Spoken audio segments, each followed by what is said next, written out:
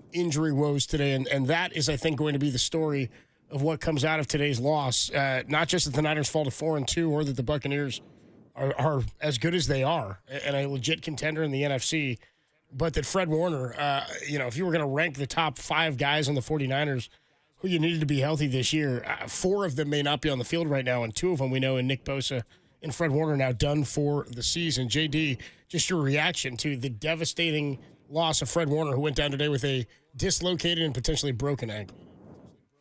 Yeah, it's tough. It's as tough as it gets. And to lose him just a couple of weeks after you lose Nick Bosa, I mean, it's catastrophic, really, I think, for the ceiling of what this 49ers season can be, just to put it bluntly and be real about it. Now, they've banked 4 wins. This game, the Buccaneers are clearly a very good football team. I think you give the 49ers credit for battling and continuing to battle, considering the fact that it had to be an unbelievable just gut punch to deal with the loss of Fred Warner in game like that, have it be such a gruesome injury. I mean, everybody out on the field as Warner was getting carted off, including head coach Kyle Shanahan. So, I mean, he is a leader. He is first class. He is a future Hall of Fame type player that the 49ers are going to be without here for the remainder of the season. So you take the banked wins at this point, and I think the question now, Copes, is not so much can this team be a Super Bowl contender. I think we were already grappling with that before the game, right, whether the 49ers believed it and can they prove it.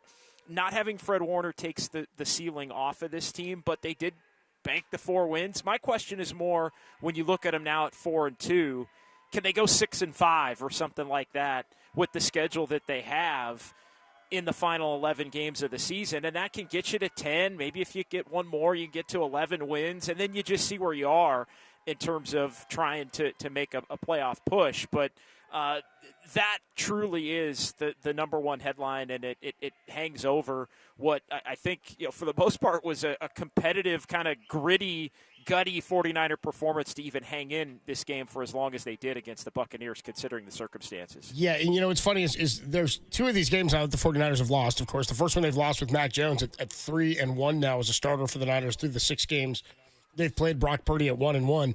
But you look at the Jaguars game, and at the end of that game, I said to myself, and I think I said to you guys on the postgame show, though the Niners lost 26-21, I thought that was I thought it said more about the way the Jaguars played in trying to close that game out than it said about the 49ers hanging around. I know the defense gave them opportunities in the second half of that game, despite losing the turnover battle 4-0. This game, to me, said more about the 49ers and Mac Jones' ability to kind of keep them in it and hang around. They kept moving the ball downfield. The problem was 4 field goal attempts, and Eddie Pinheiro, I mean, how different my life is with Eddie Pinheiro in it. I know it seems like 49er fans can have nice things. Used to be the injuries paired with the field goal misses, and now at least you're getting the makes from Eddie Pinheiro, but they've got to do better at finishing off some of these drives. The longest drive of the day for the Niners, an 84-yard, 10-play drive, did result in a touchdown. 14 plays, 65 yards was the longest of the second half, and it only got him a 29-yard field goal, made it 20-19 at the time. That was as close as they could make it. They did break through. They broke the seal on the rushing touchdown. Still no interceptions, but they did break the seal on the rushing touchdown. Although Christian McCaffrey just 50-some-odd yards on the ground. He's now, by the way, JD, I just looked it up. The last regular season game that Christian McCaffrey had 100 rushing yards in, you know what it was? Oh, man, off the top of my head, I don't. When was it? Christmas night, 2023, the loss to the Baltimore Ravens. And since then, even if you add playoffs in there, he's had one 100-yard rushing game. It's just not something he's done through the first 6 games of this year, though he does now have 6 consecutive games, first time for a player since 2018, with 100 scrimmage yards through the first 6 weeks in each and every game. There were opportunities here for the Niners in the second half. The defense is what let them down. The young secondary, and I think it's pretty apparent based on how the trajectory of this game went, that once Fred Warner went down with the injury, the secondary and the coverages in the secondary suffered heavily. They did, and I think that's something, it's going to be really hard, I think, for this 49ers defense to be even respectable consistently in the absence of Fred Warner. I know Tatum Bethune's going to step in, but Warner is he's the guy that's kind of making sure everybody's connected and in lockstep. He truly is the leader of the defense, in addition to being one of the few guys that can force some turnovers. How many times do you see Fred getting the big interception or forcing a big fumble that can be a momentum-changing type of a play? To me, I just look at this defense overall now as it projects to move forward without Warner. You don't have your best two players on the defense, period. You don't have the quarterback of your defense in Fred Warner, and you don't have a pass rush, as we've talked about the last couple of weeks, without Nick Bosa. So you're not going to have a lot of rush, and I think the other thing that opens up here is the fact that now the middle of the field opens up. I think teams are going to be able to really run it on the Niners much more effectively, because who's the guy often stepping up and stepping in and making the tackles against the run? A lot of the time it's Fred Warner. And pass coverage over the middle. Teams, I think, are really going to try to use backs and tight ends and throw the football over the middle of the field. The middle of the field was wide open today. And, yeah, the young secondary continues to be an area that teams are looking to attack, and the Bucs were able to do that. I thought the two, we can get into the inability to finish drives and all that, but I think the two, in addition to the Fred Warner play, which obviously now will lead to the remainder of the season for the Niners, I thought the Mac Jones interception early was key in that it just sets the bad tone for the entire game. And miscommunication there between he and Kendrick Bourne. They made up for it with their connection again, but you can't immediately go down 7-0. Now the Niners did a nice job in rebounding from that, and I thought Mac did a nice job rebounding. But that kind of catastrophic type interception, especially early in the game, has been the kind of thing that's plagued Jones throughout his career that he's been able to avoid during his time with the 49ers. And then you said it off the top. It was the sequence of the 3rd and 14, and it was Trevis Gibson, the other player. It was That's Bryce what was Huff Gibson, and Trevis Gibson, right, who were in place to sack Baker Mayfield. And that missed sack, the would-be sack, the Niners had a shot right there, down only a point to get off the field. And to be able to get the ball back. He picks up the first down, and then they go over the top on the big play for the touchdown, and that proves to be too much for the 49ers to be able to overcome. So you kind of gift wrap 7 points there, and then the Bucs score a touchdown immediately following the inability to get the sack. On a 3rd and 14, you get that sack, you're getting the football back. You're only down 1, and to your point, Copes, the Niners had really been moving the football at that, throughout the game, even though they had been having to settle for field goals. Adam Copeland, John Dickinson with you. The Niners fall 30-19 at the hands of the Tampa Bay Buccaneers. 808 KNBR 415-808-5627. We'll be with you till about 6:30. We get live reaction for you on the loss of Fred Warner now for the remainder of the season. The report, a dislocated ankle. Kyle Shanahan said after the game they think it's also broken, and it's going to take surgery to repair, which means they have lost Fred Warner for the season. After he went out, I mean, the Buccaneers, they turned around after a quick interception early and got a 2-play, 12-yard touchdown. Tough to call that a drive that was taking advantage of a 49er turnover deep in their own territory. Before Fred Warner got hurt, besides that touchdown on 2 plays, they'd run 9 plays for a total of 24 yards and punted on both of those series. After Fred Warner exited the game, punt, touchdown, touchdown, touchdown, missed field goal, and then a field goal is the way it ended for the Buccaneers. The Niners did struggle over the middle. They struggled with coverages, and they're still struggling when it comes to getting to the quarterback and protecting the quarterback. We'll talk more about that as Mac Jones was sacked, how many, 6 times today? 3 of them came in the fourth quarter in put-away situations. We'll talk more about this. 808 KNBR 415-808-5627. I don't know what to tell you, 49er fans. How do you gauge success now for the Niners for the remainder of this year? How have your hopes changed with the loss of Nick Bosa and now Fred Warner? 808 KNBR 415-808-5627. More to come. Niners fall to the Bucs in Week 6, 30-19 on the Sports Leader.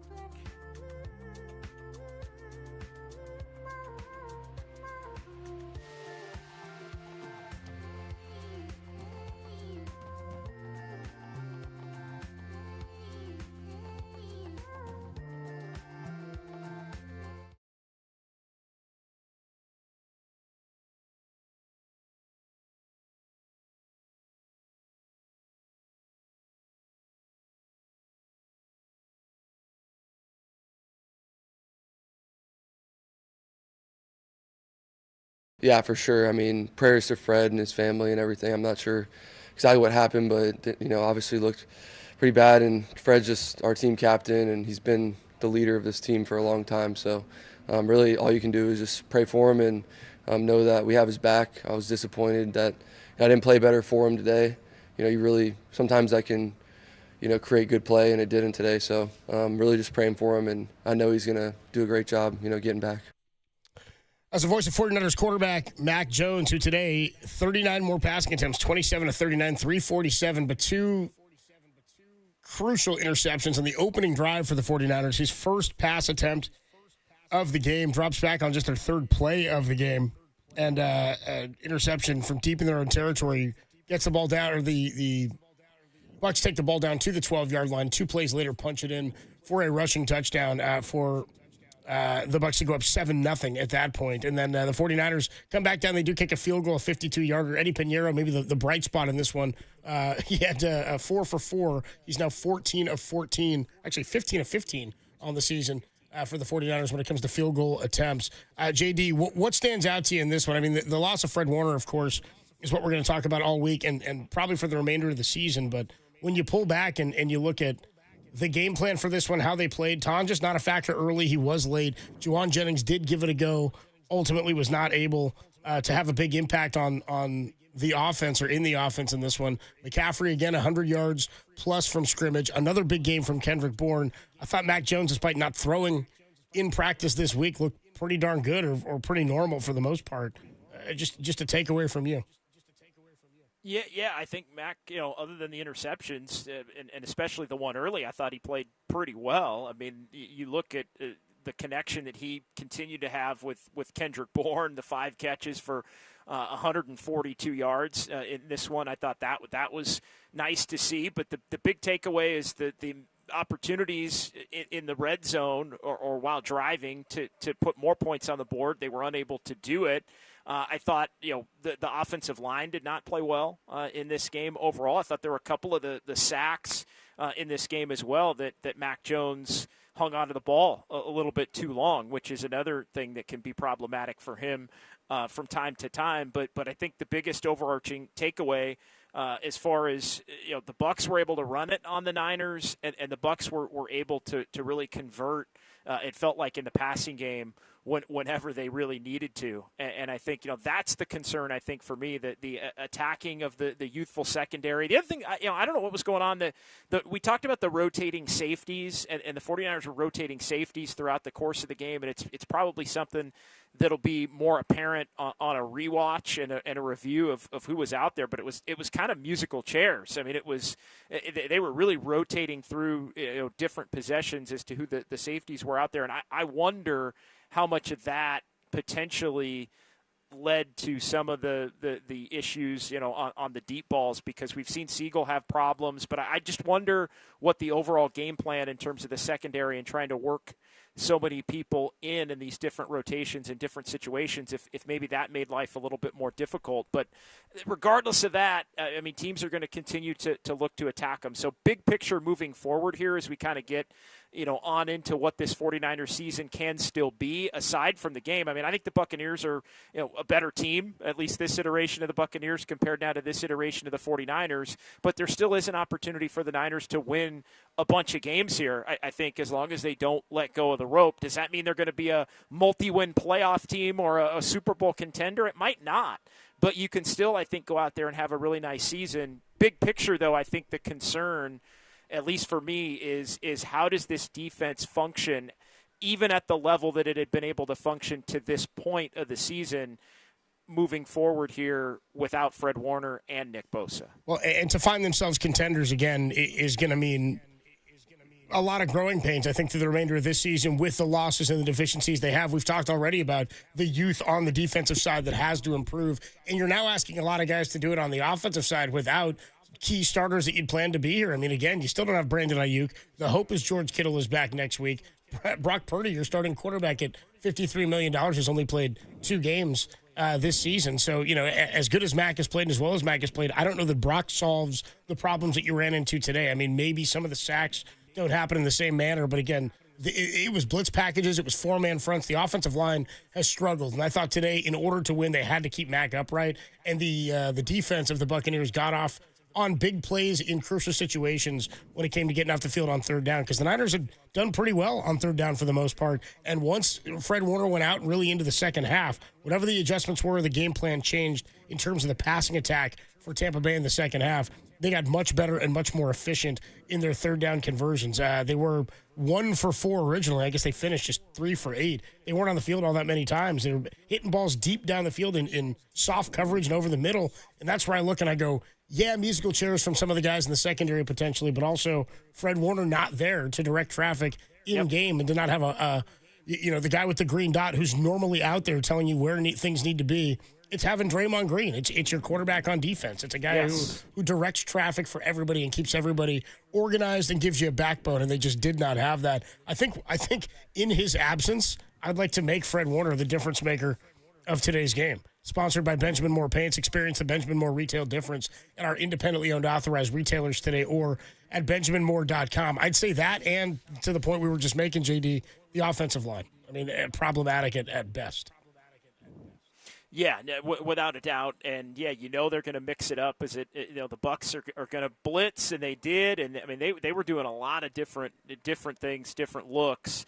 But there was also, as you mentioned, just too often the standard rush was getting to without the blitz coming was getting in and creating pressure there. So that's something that I think if the Niners are going to have to become, I think, more of an offensive-oriented, offensive-led football team here between now and the end of the season, as the defense tries to figure out life without Fred Warner, and Warner goes out, and the 49ers are able to force a punt after Warner was carted off, but then it was touchdown on the final 2 possessions of the first half, and then the touchdown after the 49ers had got the field goal in the second half when the Niners had that shot to get off the field on the deep ball after the miraculous escape on the play prior. So defensively, I think you're spot on. The issue is, again, you don't have your best 2 players. You don't have 2 guys that I think Warner for sure and Bosa. We'll see. Like, you're talking about 2 potential Hall of Famers here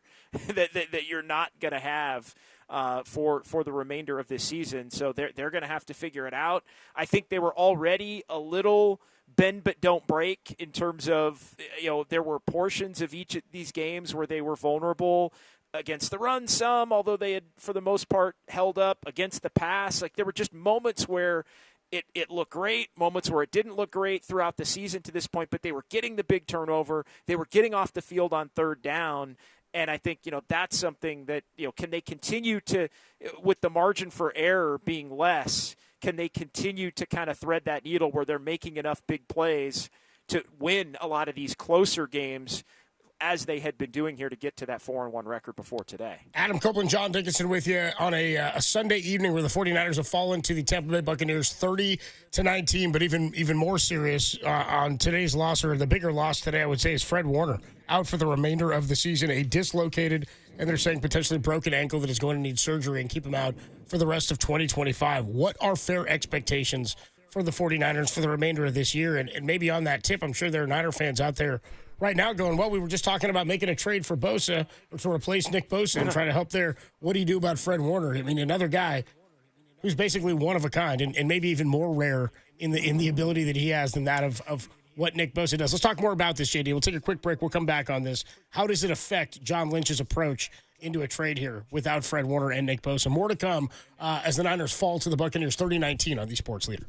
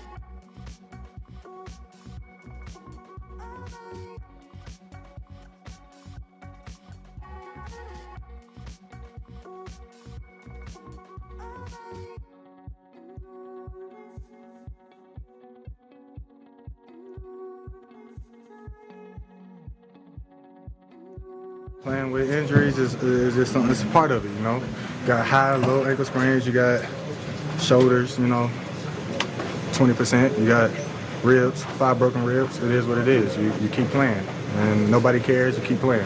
That's what we do. That's right now. You've got 5 broken ribs? Yeah, I got 5 broken ribs. Oh, yeah, it's football. I love pain. I wouldn't be playing this sport if I didn't. It's part of it, man. You got to enjoy every little thing that comes with it, and pain is one of those. That's 49ers receiver Juwan Jennings after the game in the locker room talking about basically everything he's dealing with. He's been nearly held out or held out of games already this year due to an ankle, a shoulder, the rib injury that kept him out last week after he picked up the 2-point conversion on that crunch play in the end zone a couple of weeks ago against the Jacksonville Jaguars. Did not play on Thursday night in Los Angeles. And then it says there now, now he basically calls all of his injuries out specifically there. Says he's got 5 broken ribs. And, JD, is there a report of a spat maybe between Juwan Jennings and Kyle Shanahan? He did not really – he wasn't targeted in the first half. He did start the game. Then in the second half, he comes out and starts with a false start. Then there's a penalty against him on a play downfield. And it was a couple of bad mistakes in that opening drive. The Niners did get some points out of it. But what are you seeing? What are you hearing?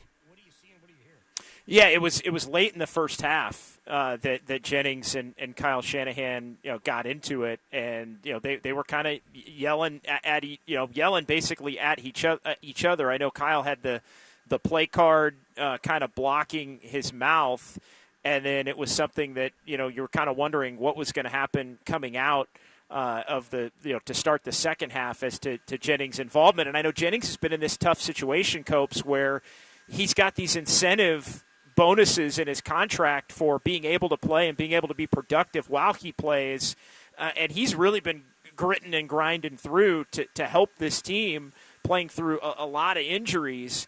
And so it's interesting. Yeah, they were – Shanahan was initially kind of yelling at him. Wide receiver coach, per Jennifer Lee Chan, kind of got in the way and pushed Jennings away from Kyle Shanahan. I know Cam Inman had a couple of notes on this as well. So I think Jennings is frustrated because of his inability to get out there, but I think he also could be frustrated due to his inability to get out there and make an impact, or maybe a lack of belief that he can make an impact because he's so banged up and hasn't been able to practice maybe at the level during the week that you'd want to have somebody be a bigger part of your game plan. So I think it's maybe some of the losing, some of the frustration over those incentives that ultimately got Juwan Jennings back and ready to play here at the beginning of the year that may be coming in Jennings' mind a little bit more difficult to hit. And then, if he's not going to be part of the game plan, maybe some frustration on Jennings' part for not being more a part of the game plan to be able to earn those incentives. And we've seen it the last couple of weeks. Kendrick Bourne has a connection. It's interesting. Bourne has had the connection with Mac Jones, where Brock has had the connection with Juwan Jennings. And so I think, Bourne's ability to kind of step up and step in has in some ways maybe hurt Jennings' ability to be productive. Sure. Although the Niners obviously want to have both out there. Okay, so do we have a response here from Kyle Shanahan? We have a brief response. Yes, I guess Kyle was asked about it after the game. Here's 49ers head coach Kyle Shanahan on a potential little back-and-forth spat between he and Juwan at the end of the first half. Just intense competitive conversation between two people and at the end of the second quarter, but we were good. There you go. Nips it in the bud quickly. Nips it in the bud quickly. I mean, it's two guys that really like each other, I think, a lot. But there is this underlying frustration. Like you can like somebody all you want, Copes, and we've all kind of been there, right? Where you like somebody that you work with, but maybe they got to deliver some bad news, or you don't think maybe they always have their best interest in for you. And even though you like them, you like the guy, you kind of the situation, and it can become frustrating. And I think at times I've always believed this. It's easier, I think, for people who like each other to get into those heated conversations, right? Because there is a respect level that you're going to be heard and maybe not have it be taken personally, where if you aren't comfortable with that other person in that kind of zone and setting, maybe you're a little bit more reluctant to hold back. Well, it's kind of that same notion of like when you walk in and dudes out there will know what I'm talking about. Like you say F you to your buddies because they're your buddies. But if you say it to the guy who's not your buddy, then you mean it. You know what I mean? So you have an attitude with somebody who you like and respect. It's because you think they're going to hear you. You think you're going to be heard, and they won't take it personally. I hear what you're saying. But if you're somebody who really is speaking from a place of disrespect, or there's animosity between you two, it comes from a different place. That doesn't seem like that's what this is. And as you pointed out, this could be multi-pronged with several layers here for Juwan Jennings in terms of production, pain, being out there with all the different injuries he's out there with, knowing that he's playing for incentives and playing for a contract at the end of this year, which is why it's so imperative for him in his mind to be on the field, and he's watching a guy like Kendrick Bourne show up and thrive in a position maybe he expected to be in. And he also didn't have a great game in this one. And then No. he comes out to start the second half, and he has a false start penalty, and then he picks up an offensive pass interference penalty right on that first series that the Niners ended up getting a field goal out of. So he did not play well in addition to everything else. We'll take a quick break here. As good as everything went for the Niners last Thursday, where they win in Los Angeles, then they lose. They get losses from both the Cardinals and Seattle in the NFC West. Today, I mean, Arizona goes down. Tough loss for them at the hands of the Colts, but the Rams end up getting a win today. Seattle ends up getting a win today. And the Niners not only lose, they lose Fred Warner for the remainder of the season. We'll try to catch up with our guy Larry Krueger, who's supposed to join us next. We'll do that, and we'll get into how this affects the 49ers mindset as a team and as an organization. How do they approach this come trade deadline time for the remainder of this season, and what will success look like for the rest of 2025? Adam Copeland, John Dickinson with you. Larry Krueger next on the Sports Leader.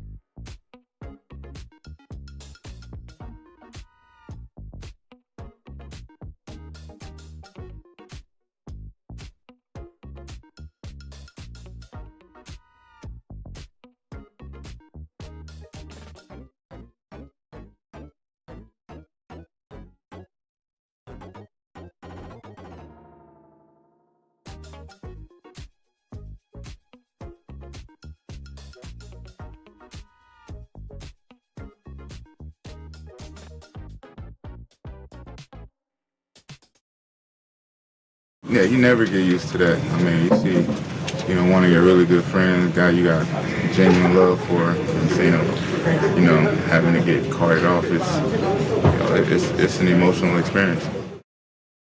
As Trent Williams talking about Fred Warner going down. I mean, everybody on the field took a knee when Fred Warner went down, so you knew it was serious.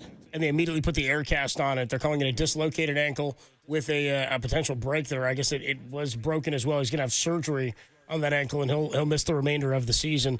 We'll make this all part of your injury report for today's game, sponsored by Habas Law. They'll fight to make it right. Visit habaslaw.com. The other injuries from today's game, I guess Demarcus Robinson left the game with an oblique at one point. He did return to the game. Juwan Jennings, after the game, gave us a whole list of a laundry list of stuff he's dealing with. The shoulder, high ankle, low ankle, 5 broken ribs is what Juwan Jennings says he's dealing with. And a comment here, by the way, from Trent Williams on Juwan Jennings' injuries, because he says, we're all dealing with this stuff. Trent says, quote, we're all going through something. It's football. Not everybody's going through broken ribs and ankle sprains, but we're all going through something. I mean, Mac just had to get a shot in his ribs, and we talked about that before the game, that, Brock Purdy, there was a precedent for getting a quarterback ready dealing with that oblique.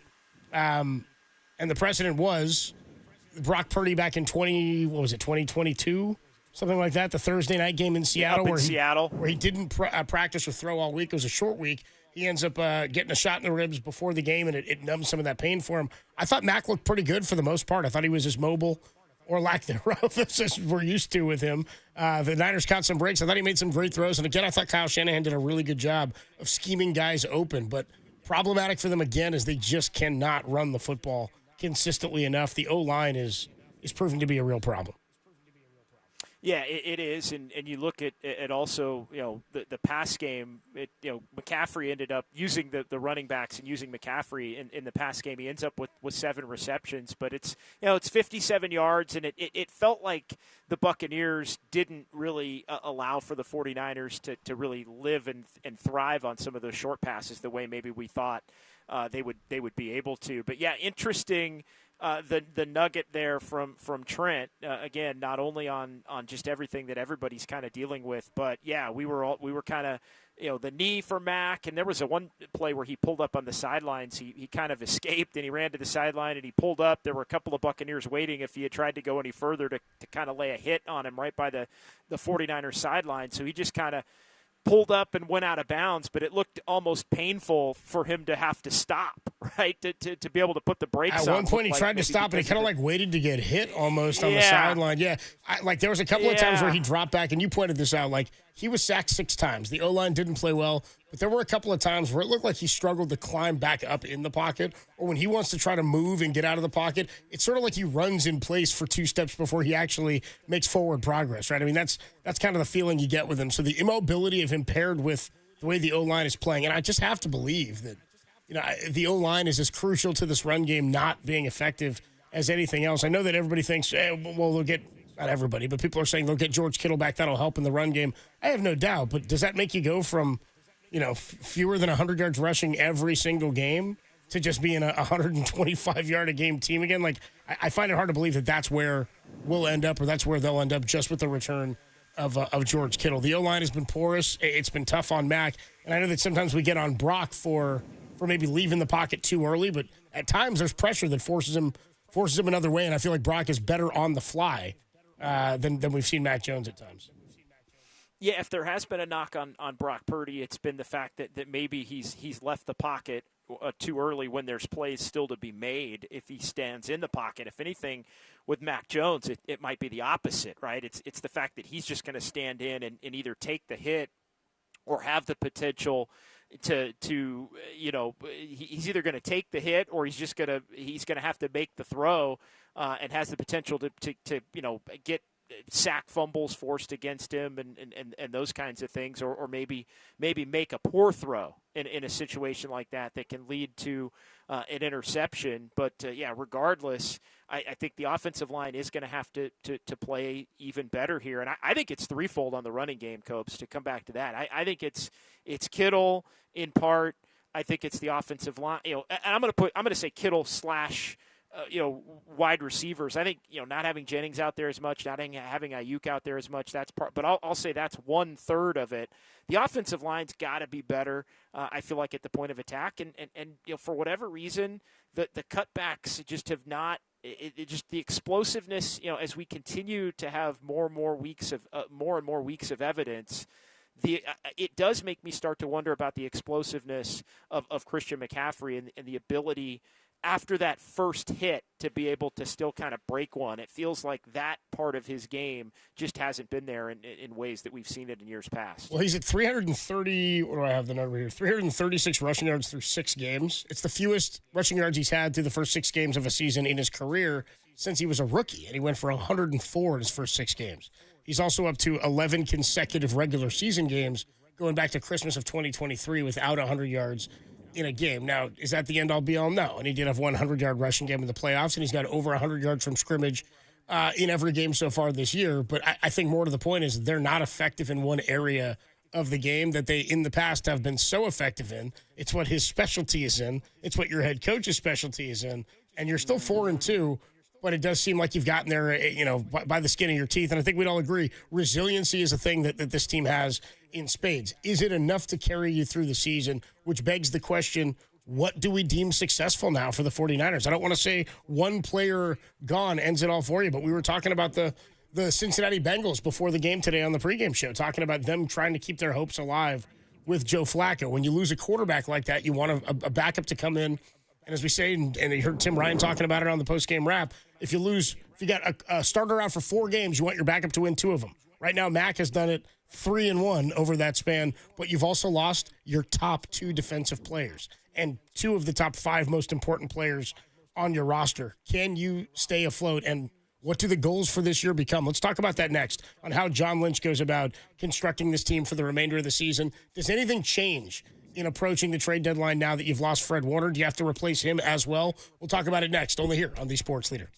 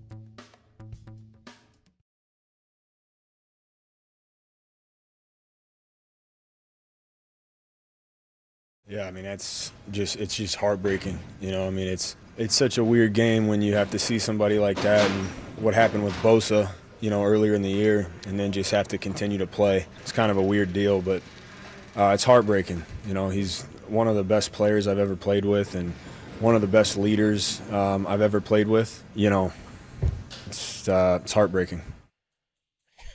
49ers running back Christian McCaffrey, dude, he's right. Football is just so strange. Kind of a weird deal. Guy goes down like that. Everybody goes down, takes a knee. Everybody's emotionally gassed and drained by that, and having just dealt with it, with the magnitude of that to a player like Nick Bosa. I mean, you don't see these types of injuries as frequently in other sports because it is a contact sport, so by nature you get gruesome things happening like this. But it can happen to anybody at any point, and sometimes it's a non-contact, and we all as fans know it. It's a gut punch. It's gut-wrenching. You hate when you see it happen to a good player on another team even. You go, this is terrible, because you know how few games there are and how little opportunity somebody has to play at such a limited time in the NFL. It was one of Joe Flacco's quotes when asked about why he continues to do this and bounce around. He said, look, I hope I have a long life after my life in football, but you only get a finite number of years to play. And when you have a talent like Fred Warner, who quite literally was looking like he was going to break the all-time 49ers tackling record today. He needed just 5. He exited the game with 1.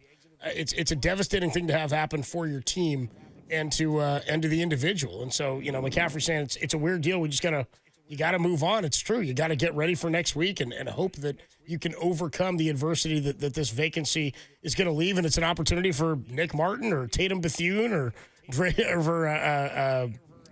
D. Winters, whoever it may be that fills in that spot. But it's a devastating blow to a defense that was already in dire need of leadership and veteran ability. Yeah, and you just feel awful for Fred in particular because he has been someone that has been so available for the 49ers since 2018 when he came in. I mean, you look at the games played and the snap count percentage in a lot of these games. There was a chart I saw during the game.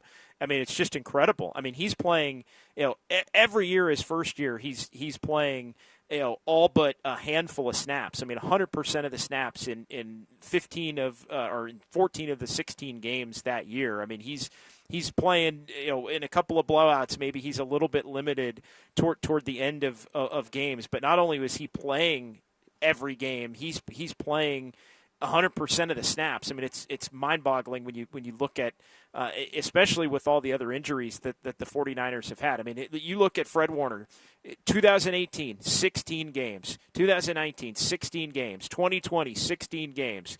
2021, 16 games, and then you start moving toward 22. He plays 17. JD, he's never missed 17. A game. This will be the first game he's ever missed in his That's career. what I'm saying. Yeah. That's what I'm saying. He's playing, and he's playing just about every snap in every game. It's absolutely incredible the percentage that he's been out there and been available. An All-Pro, 4 times an All-Pro for a reason. Yeah, just a devastating loss. So how do your expectations change? I mean, I'll be honest. Even coming into this week, it's funny. Every week this happens to me, and I was out yesterday at a bar, and somebody says to me, "Hey, man, like, what do you think the game looks like tomorrow? What do you think of the Niners?" And I every time I get asked, I'm like, I don't really know what I think of the Niners. Because every week is kind of a different feeling team. Who's the receiving core when I watch the Niners this week? Who's playing defense? Who's starting at safety? Now who's going to be the defensive end? Today they were missing Yetur Gross-Matos on the line. You had 2 guys playing with clubs today on the defensive line, and Kalia Davis and C.J. West. You know, it's about a lot of these guys having to step up and make plays for sure. But week to week, I don't really know what to expect. And now even less so. So I don't know what my expectations were. I did think, based on what we'd seen to this point, even in the vacancy or the absence of guys like Brock Purdy and George Kittle and even Nick Bosa to this point now for 2 games and change, I thought they still had a really good opportunity to win the NFC West based on how they started and to maybe make some noise in the playoffs. You win your division and you win a game in the playoffs, you get a chance to compete maybe for a conference championship, and you go from there. You want to be playing your best football when you get to January. You know, I find it really, really hard to find a path to championship caliber status without Fred Warner and Nick Bosa is where I'm at. So can they still win the division? I think so. But is it a step back in terms of the Rams like retool on defense? Absolutely. It is, and I think I agree with you. I think they can still win the division. I kind of laid it out a little bit at the beginning of the show. I mean, this team's 4-2. Can they go 6-5? I mean, that gets you to in the final 11 games. I think with their schedule, they can. I think maybe they could even do a game better than that potentially, but they're going to have to figure it out. I think it again kind of threefold. They're going to have to figure out a way to function without Fred Warner on defense. I think they're probably going to have to add. At the trade deadline in some form, and pass rusher probably still the most likely. You're not going to go get a starting Mike linebacker, I don't think, at the trade deadline. So I think they might be kind of stuck there. Although I can't remember who it was I saw. I think the question posed was, can the 49ers, and apologies for not remembering who I saw that put this out there, can John Lynch basically trade for Roquan Smith and Trey Hendrickson at the deadline? And I think the answer to that is obviously probably not. But I do think this team can still win some games. And I also, just from being in a bunch of 49er fan, group chats and things and friends hitting me up and different, like a lot of the season is over. And, maybe it is in terms of, again, the ability for this team to get to and win a Super Bowl.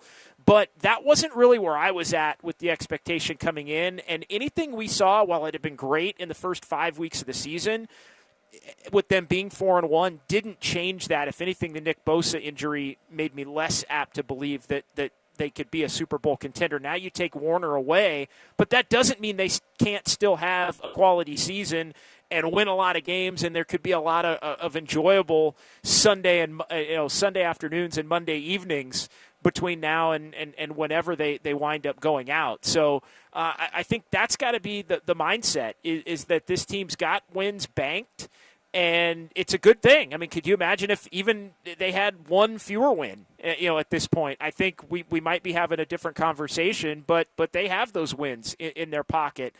I don't know. What was your initial thought in terms of how this would relate to the Niners' approach to the trade deadline? Because I'll give you mine, but I want to hear yours first. The approach to the trade deadline, it's interesting because we talked about this. Out.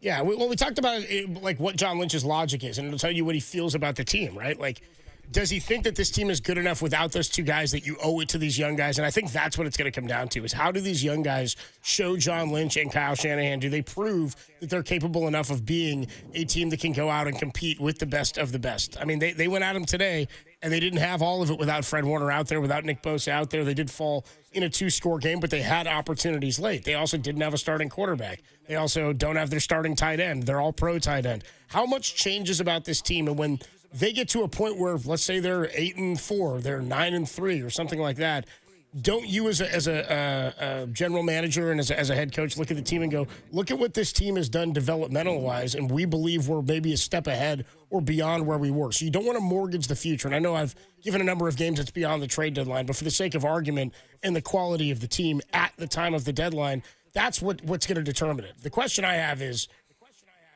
do you shop as hard for a defensive end, or does your market for a defensive end change with Fred Warner out? What type of player do you need now that Fred Warner is out? Because I think it is a different type of player. Well, a different type of player in terms of, like, okay, so you're talking about how good that player is or how they fit for the future? Probably both, but how good that player is. Like, I think you need more. I think if you're going to swing now, you swing bigger than you might have, even with Nick Bosa. Without Bosa, but with Warner. That's interesting because I actually, my initial reaction was the opposite.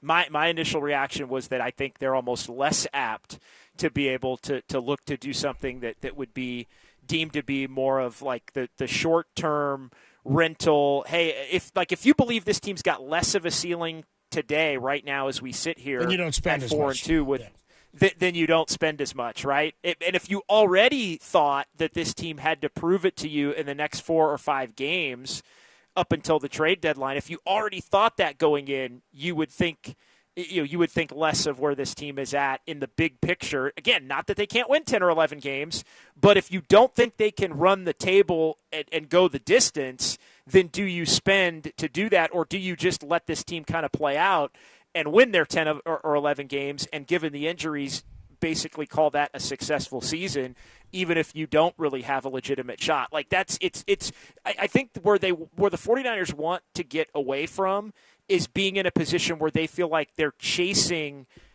10 or 11 wins. Like, we have to do this to win the 10 or 11. Sure. If you're chasing 13 or 14 or a Super Bowl, then it becomes worth it. I think the Niners probably, and I think this is a practical way to look at it. Maybe you disagree.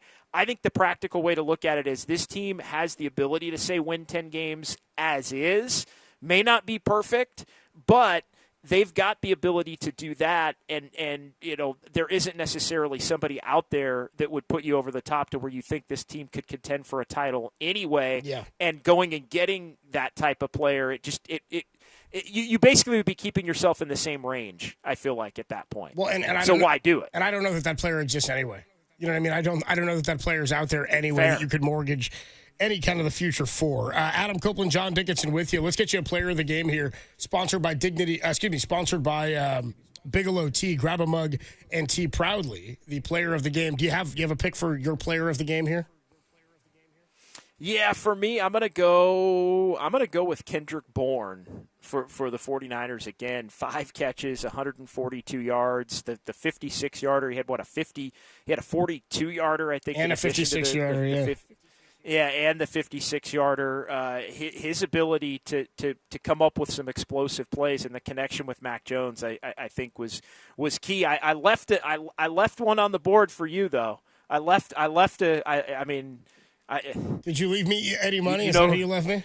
I left you Eddie Money. You That's left right. me Pinheiro. Okay, I'll go with Eddie Pinheiro. 4 for 4 field goal attempts. He hit a 54-yarder, a total of 13 points today for the Niners. He's now 15 of 15, a 52, a 54, a 46, and a 29 as he was most of the offense today for the 49ers. They did find the end zone with one Christian McCaffrey rushing touchdown up the middle for 1 yard. That was My name's first... Eddie Pinheiro, and I can kick the ball really, really far. Yeah, you can. Hell yeah. That a boy, Eddie. We like hearing from Eddie. Christian McCaffrey did get the Niners their first rushing touchdown of 2025. We'll take a quick break. When we come on back, more on the 49ers loss to the Tampa Bay Buccaneers, and we can whip around the league, see what's going on across the NFL, as well as the Cardinals lost, the Rams won, Seahawks won.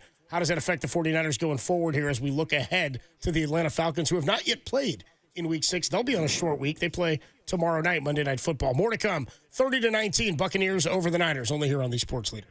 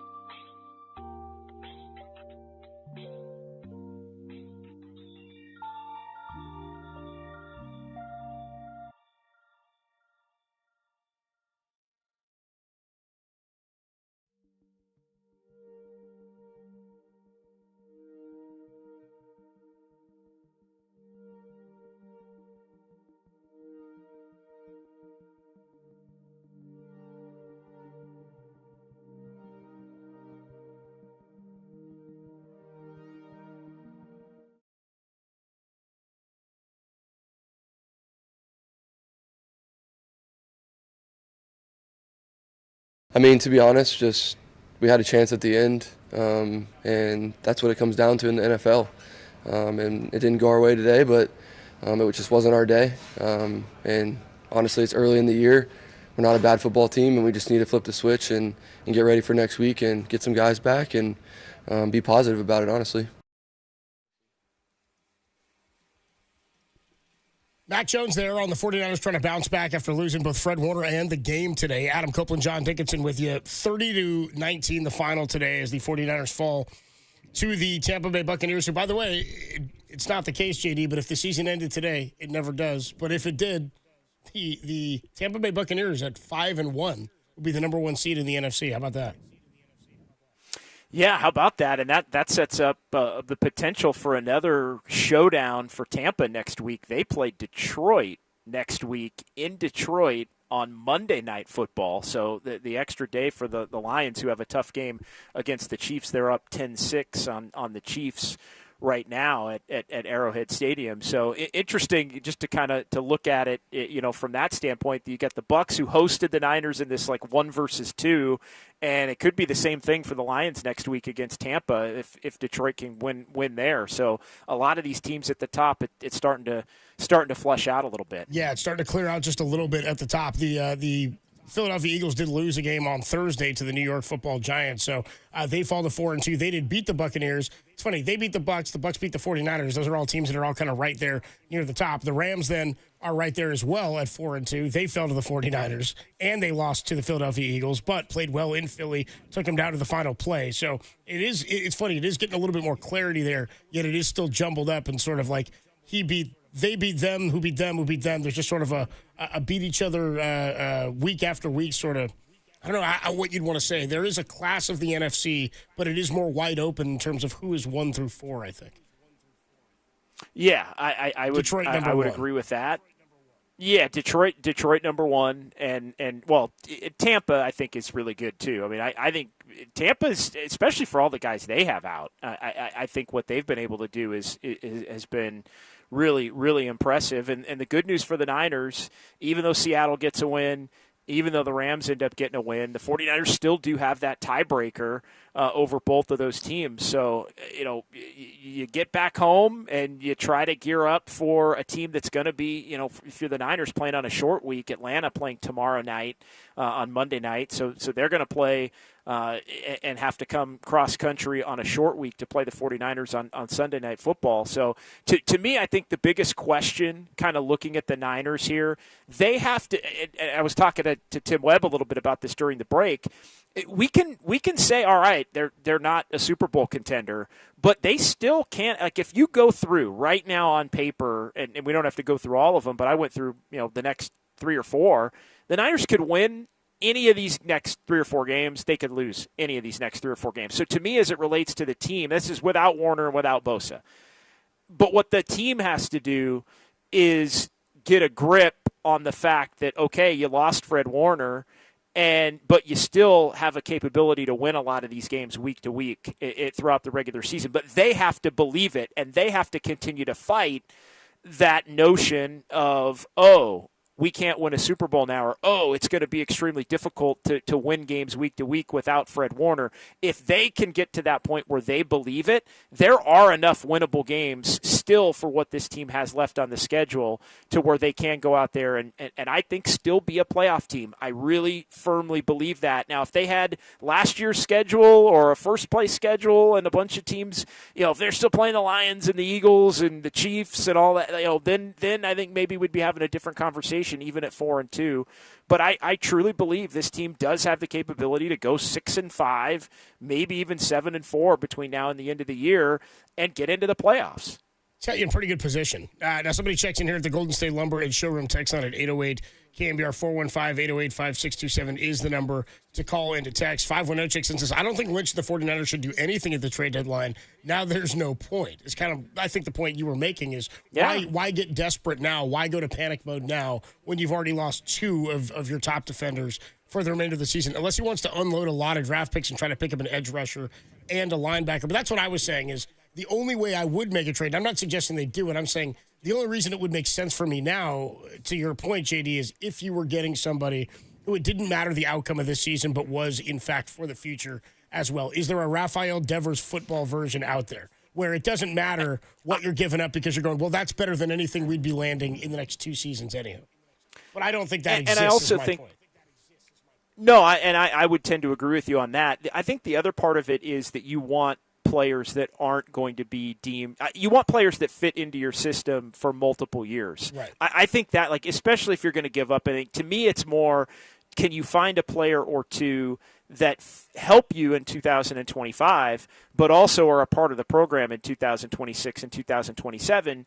Because if those aren't going to be the guys, then I think the draft picks at that point that you would have in those years, if they're going to be included in a deal, those would be more valuable for you to keep at that point, right? You want those guys that are that younger, more cost-effective talent to be on the roster. So if you can find younger players that are kind of cast off from other teams, or other teams maybe don't want to pay moving forward, or you're coming up a year away from a contract type situation, then I think that has, that's the pathway that maybe you want to go if you're San Francisco. Adam Copeland, John Dickinson with you. The Niners fall to the Buccaneers 30-19. The Niners are now 4-2. They'll get some rest here as they wait for the Atlanta Falcons, who play tomorrow night as part of a Monday Night Football doubleheader. We'll take a quick break. When we come on back, we'll get you the drive of the game as the Niners fall to the Bucs 30-19 over here on the Sports Leader.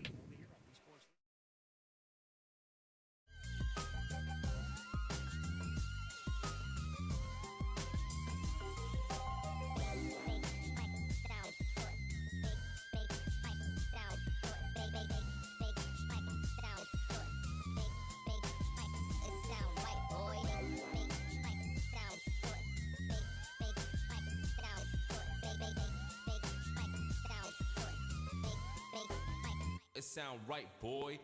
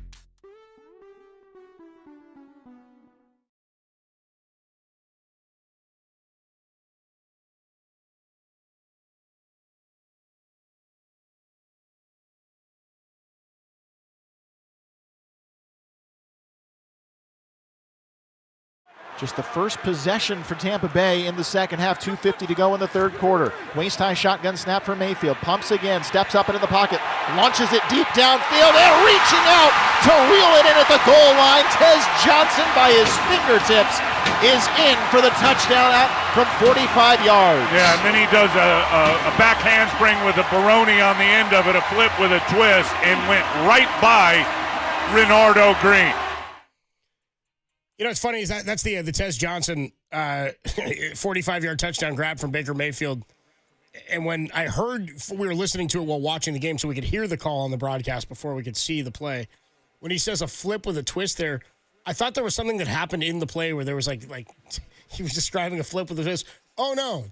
Tez Johnson just did like a corkscrew back handspring flip in his helmet and pads as he celebrated that touchdown in the end zone. And by the way, the play before, 2 plays before that, Baker Mayfield, the Niners almost get off the field. It's a 1-point game. Travis Gibson and Bryce Huff converge on to sandwich Baker, and Baker does what Baker does, and he waved his wand, he broke out of it, he ran for 15 yards to pick up a first down. 2 plays later, he throws a 45-yard touchdown pass that all but ended the 49ers' day, and we will make that the drive of the game, sponsored by El Cerrito Honda, more than just a car dealership.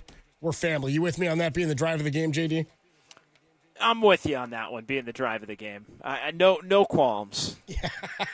we're all in agreement on how that one went down. I mean, that was the play of the day for both the Buccaneers and the 49ers. And Baker he does that every week seemingly. Gives his team an opportunity or picks up a big first down to get a new set of downs and makes you pay when he does. Also 10 points today off of turnovers for the Buccaneers, and that's basically the difference in this game. Those 2 interceptions. It was also reminiscent, the escape job, the fourth down escape job. Do you remember that last year on November the 10th of last year at Raymond James Stadium? Yeah. A big fourth down late in that game. Bucks are going down. Looks like the Niners are going to win the game right there, and he's able to escape, and he just flings one into the air for a completion that ends up being able to extend that game. The Bucks get it to overtime before the 49ers ultimately won it.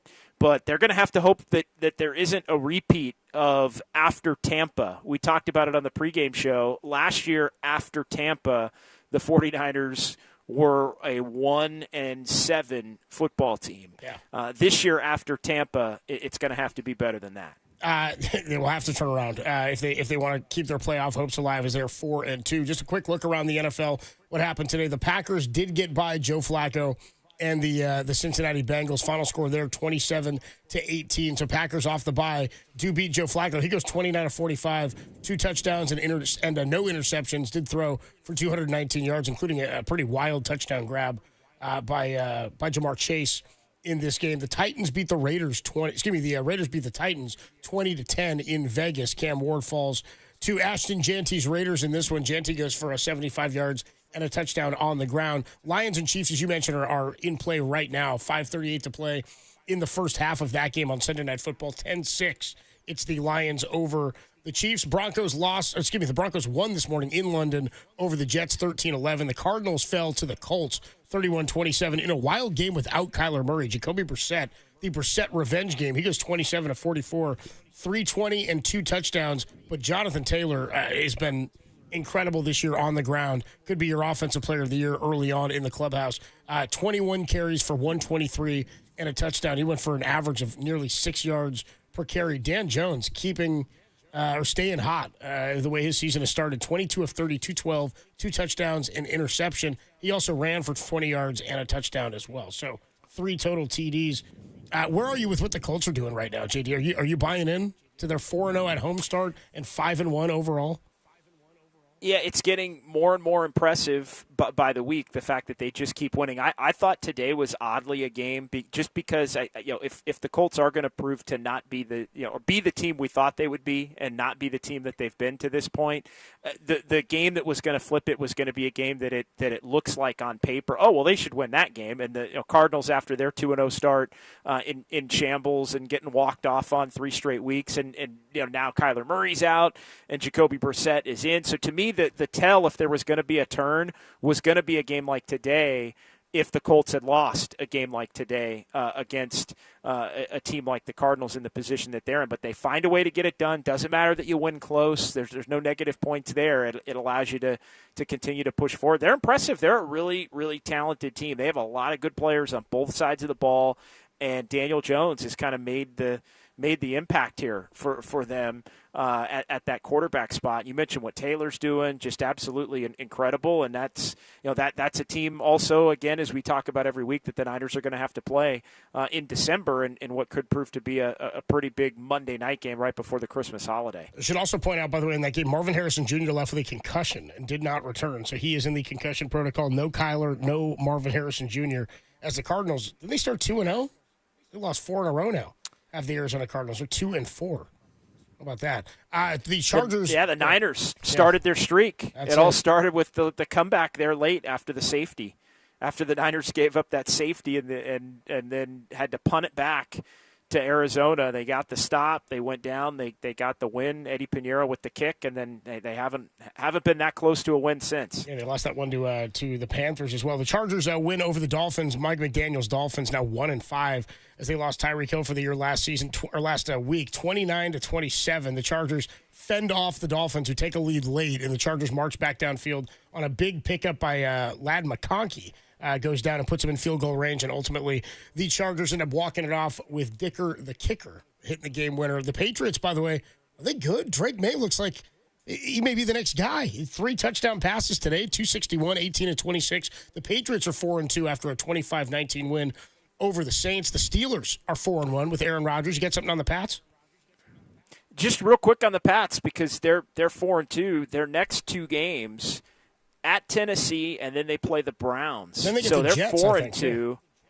The Falcons and Bucks are in there before the Jets, but they do have the Jets 2 more times. They have the Bengals, they have the Browns, they have the Giants coming up, they have the Jets twice, and the Dolphins again. So this is where 4-2, and then you start to look at a good start and maybe a more favorable schedule. I believe the Patriots, by the numbers, have the easiest remaining schedule of anybody in the league, and so that's a team that looks like they could be headed for the playoffs in the AFC, and they've got that win in hand against Buffalo, who's at the top of the division. Pretty good start for Drake May and the New England Patriots. The Steelers beat the Browns 4-1 are the Steelers. The Browns have not won a regular season game in Pittsburgh in 22 years. They won 1 playoff game there a couple of years ago. It's been 22 years since the Browns have won a game in Pittsburgh in the regular season. The Cowboys lost to the Panthers, who all of a sudden are 3-3.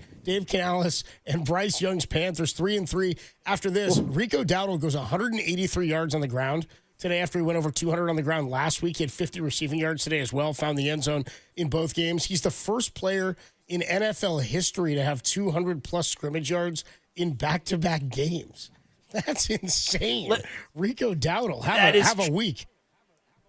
Yeah, it truly insane. I want to do a rapid fire for you. I'm going to hit you with these as far as just some games coming up on the Niners schedule, because we did this throughout the offseason. How do you feel about the Niners playing the New York Giants now? Like a couple of weeks ago, Jackson Dart's the quarterback. They just beat Philly. How do you feel about that game now as opposed to maybe the way you did at the beginning of the year? I still feel pretty good about that one. I still feel okay about that. Okay. If we're ranking confidence, I have that one as a more confident one. At Houston, I want to see more, but I don't feel as good about that one. I felt better week 1, week 2. Now I don't feel as good about that one. But both those teams are playing better, although I agree with you. I think the Texans, obviously, their playoff ceiling is a little bit higher. Carolina at 3-3, not necessarily an impressive. It's a Monday night game, the week of Thanksgiving, but Carolina. I don't love that game. I don't really know yet who the Panthers are. I like the Niners' chances in that one. I still feel pretty good about that one. Of the 3 you've given me, I think I feel best still about that game.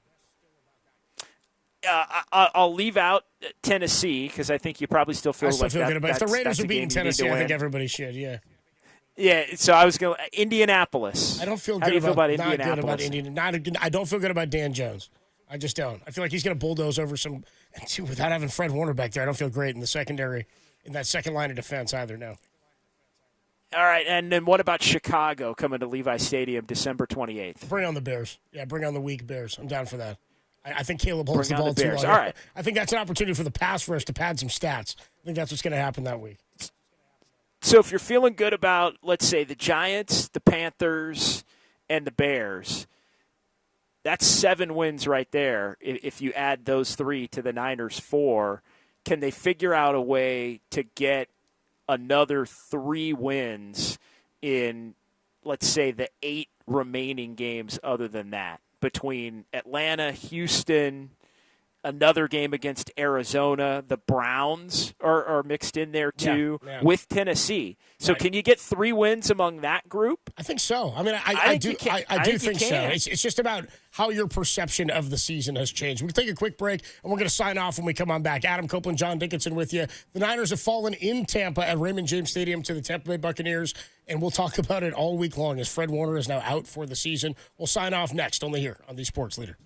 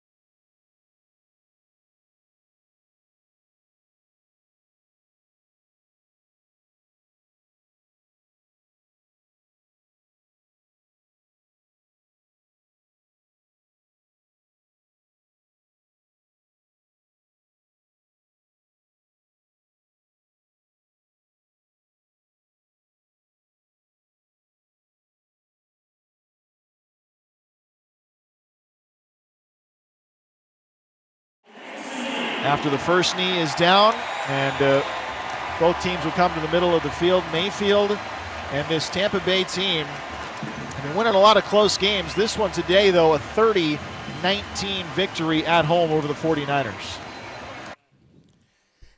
That's the way it sounded. Justin Allegri and Tim Ryan on the call. Great job by Justin Allegri today, too. Really enjoyed listening to him on the broadcast, filling in for Greg Papa. That's going to do it for JD and I today. I'll be back with you tomorrow, 2 o'clock, and all week long at 2 o'clock with Derek Papa and our guy Tim Ryan for some dirty work. Are you filling in at all this week, JD? We got you at all scheduled?